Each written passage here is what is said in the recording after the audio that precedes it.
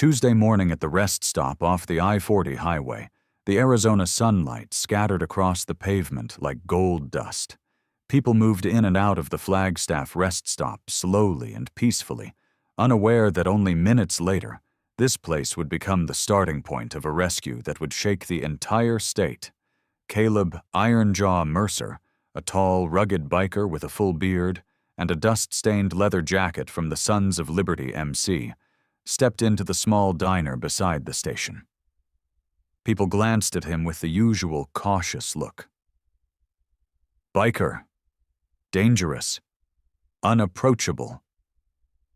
Few knew that this intimidating-looking man was once a Marine, had carried wounded comrades through gunfire, and spent his weekends reading books to children at the Flagstaff Library. But that morning, what caught Caleb's attention wasn't breakfast. It was a little girl, about 8 years old, walking beside two people claiming to be her parents. The girl kept her head down, her hands trembling slightly. And then, for a fleeting moment, she looked up at Caleb. That gaze, wet, frightened, pleading, was not the gaze of a child walking with her real parents. And then, in a tiny split second, the girl raised her hands to her chest. 3 signs, 3 tiny movements, very small, but enough to make Caleb shiver. ISL, American Sign Language, she signed quickly. Help, danger, not my parents. The world around them seemed to slow. Clinking utensils, conversations, the sound of the door opening. All of it faded away. Caleb understood immediately. A child was being kidnapped right in front of him. And if you believe kindness can change someone's fate, don't forget to like and subscribe to Kindness Stories 365 so you won't miss more true, heartfelt stories. Caleb Mercer grew up in northern Arizona, where red earth blends into pine forests. Born into a working-class family, he learned discipline and the instinct to protect the vulnerable from his father, a former soldier who always believed a good man doesn't need to look gentle. As an adult, Caleb joined the Marine Corps. Years on the battlefield left him with scars, on both his skin and his heart, but also sharpened his instinct. When something feels wrong, you act. After leaving the service, Caleb returned to Flagstaff and found his second family, the Sons of Liberty MC, a biker club dedicated to supporting veterans and at-risk children in the community. With his intimidating appearance, many assumed Caleb was dangerous.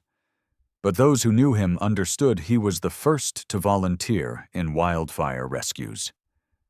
The first to pull over to help someone with a blown tire, the one who donated to community funds without ever signing his name.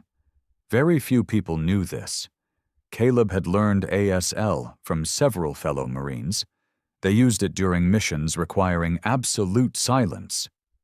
That hand language, seemingly just a secondary skill, would become the defining link in this morning's encounter. Because when the girl signed, "Help, danger, not my parents," Caleb didn't just see fear. He recalled the days when no one arrived on time, and he vowed, this time he would be the one who arrived in time.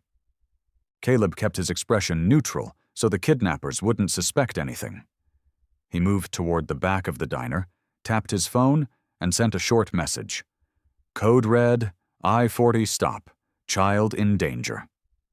In the Sons of Liberty MC, Code red is never used lightly. It means a child needs saving, immediately, no questions. Near the door, the two people claiming to be her parents, a tall, thin man with a cold face and a tense, middle-aged woman, kept glancing around as if checking for someone. The girl tried to stay composed, but her tiny hands clenched tightly. Caleb moved closer, purposely spilling a bit of coffee to eavesdrop. 3 hours until the drop. Anyone following? Not sure. After delivery, we're done? Each word sliced through the air like a knife. Caleb tilted his head slightly, heart sinking. Delivery. They were talking about a child, a fragile little life. He wanted to grab them right then, but that could put the girl in greater danger. Caleb quietly signaled to a woman near the door. She understood instantly and pulled out her phone to call 911. Meanwhile, he continued following the group, keeping just enough distance to observe. Then the most tense moment hit. The man squeezed the girl's hand so tightly she whimpered. Caleb heard that faint sound from several feet away. She tried to hide the pain, but a single flash of fear in her eyes was enough for him to know. They were about to leave the diner. Caleb touched his Bluetooth earpiece. A deep voice came through. Ironjaw, location? East exit. 3 minutes out. Stall them. Caleb exhaled slowly. He didn't know how much time he had left. But he knew this. Once they walked out that door, the girl's life might turn into a permanent nightmare. The diner door swung open. The man dragged the girl toward the parking lot. Caleb followed, his palms tightening into fists. Sunlight hit the girl's tear-filled eyes, and that moment was enough. Caleb couldn't wait any longer. He stepped forward, voice low but firm. "Hey man, is the kid okay?" The man turned, his eyes icy. "Not your business?" The girl looked at Caleb, her hands trembling. For a brief second she lifted 2 fingers, the sign for please. Caleb moved, positioning himself between her and the kidnapper. "Take your hands off the girl." The man's expression shifted. He stepped back, glancing at a black pickup truck at the edge of the lot. Someone was inside. Caleb didn't know how many, but enough to know the situation was worse than he thought. Then, the sound erupted, the thunderous roar of motorcycle engines tearing across the highway. 3 Harley bikes from the Sons of Liberty MC arrived first, followed by 4 more flooding into the lot. The man froze. The woman beside him started shaking. Caleb spoke slowly. "We've called the cops. This is your only chance to let her go without ruining your lives." The man hissed, "You think I'm scared of bikers?" But the moment he jerked the girl's arm to run, Caleb grabbed his wrist, twisting it precisely 90 degrees, a flawless military move, forcing a cry of pain from him. The girl stumbled backward, but was caught safely by another biker. The woman tried to rush forward but was blocked. Police sirens wailed in the distance, growing louder. The entire lot turned into a blockade, bikers forming a barrier, cutting off every escape route.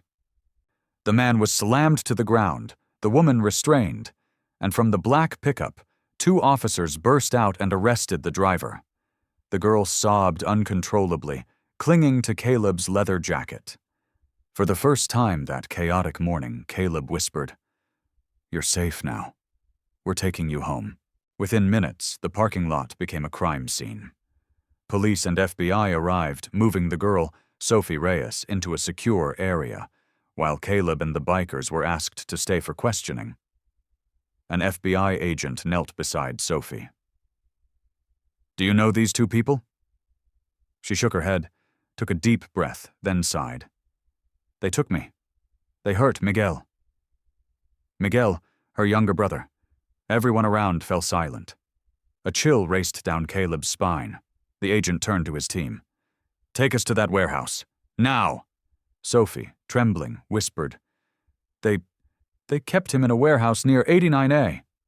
The FBI mobilized immediately. Caleb and several bikers were asked to accompany them to help identify the location. When they arrived, officers broke open the warehouse door, and what they found inside stunned everyone. 5 or 6 small metal cages holding children. Dirty blankets on the floor, scattered food, the air thick with neglect. A boy about 6 years old rushed out, clinging to Sophie, sobbing uncontrollably. Caleb's hands clenched until veins rose under his skin. Agents quickly extracted the children, calling in medical teams. A police officer approached Caleb and patted his shoulder. If you hadn't recognized her signal, we might have taken weeks to uncover this. Thank you. Caleb shook his head. Thank the girl. She's braver than all of us. As the ambulance carrying Sophie and Miguel pulled away, the girl looked back through the window, eyes still red but glowing with hope. In that moment, Caleb realized the world could be cruel. But there were children so brave, they made grown men bow their heads in respect. A few weeks later, Flagstaff felt quieter again. Sons of Liberty MC returned to their usual routines, fixing neighbors' vehicles, raising funds for veterans, and hosting weekend reading sessions for kids.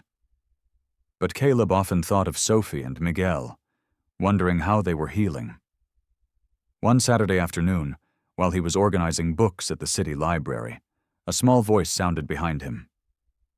Uncle Caleb. He turned. There they were. Sophie and Miguel, clean, healthy, their smiles shy but genuine.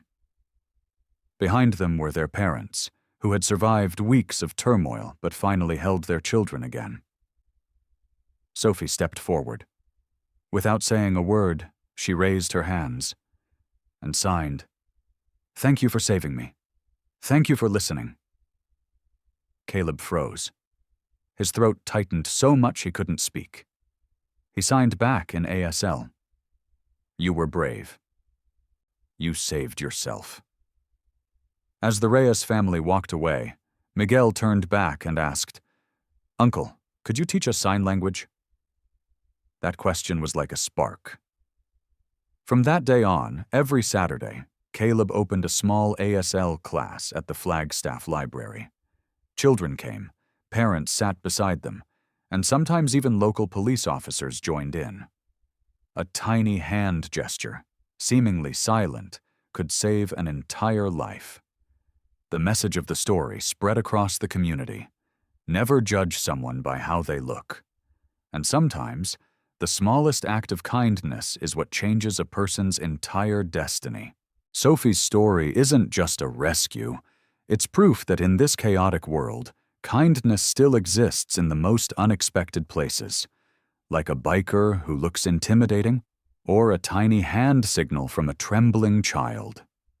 If you believe kindness can create a ripple effect, please like, subscribe, and share this video. And tell us in the comments, has anyone's act of kindness ever changed the way you see life?